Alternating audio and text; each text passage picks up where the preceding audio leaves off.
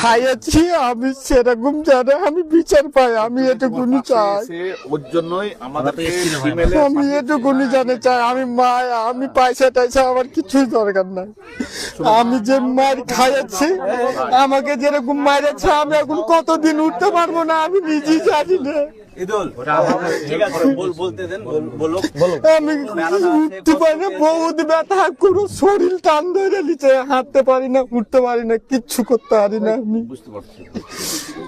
ইদুল শোন, যেটা বিচার হওয়ার সেটা তো হবেই, আর বিচার হবে আর হবে না গামছাগুলো দেখি। বলে কিন্তু এটা না, এটা যাতে এখন অসুস্থ আছে ট্রিটমেন্ট করতে পারে, ভালোভাবে চিকিৎসা করতে পারে, হ্যাঁ হসপিটালে দেখিয়েছে, যদি তারপরে ধর বাইরে দেখাতে হয়, ওর জন্য সাগরদিঘির বিধায়ক বাইরন বিশ্বাস মহাশয় এই আর্থিক সহযোগিতাটা করতে বলেছে। আর যেটা অন্যায় করেছে, এটা একটা যারা মানে এই জায়গাটা কোথায়, বিজেপির শাসনকালে এই নরেন্দ্র মোদী হচ্ছে একটা বর্বরচিত মানে শাসন চালাচ্ছে। ওই ব্রিটিশদের সময়ে নীল চাষ করার সময় ভারতীয় সব সাধারণ মানুষকে আমি হাঁটতে পারি না, ভাত খেতে পারি না সঠিক ভাবে, মনে যে লাগছে এগুলা লীলা চাইনা মুসলিমের খেলা খেলছে।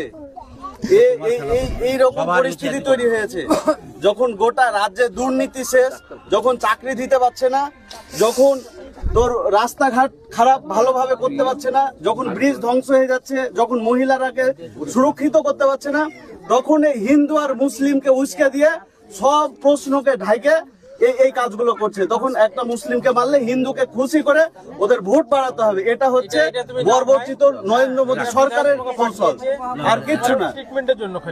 এটা শুধু ট্রিটমেন্টের জন্য, যেটা বিচার সেটা অবশ্যই হবে। এটা নাও ভাই, এটা বিধায়ক পাঠিয়ে দেন। আমি পয়সা টাইসা কিচ্ছু নেবো না, আমি খালি বিচার চাই ব্যাস, আমার কিছুই দরকার নাই, আমার দরকার নাই।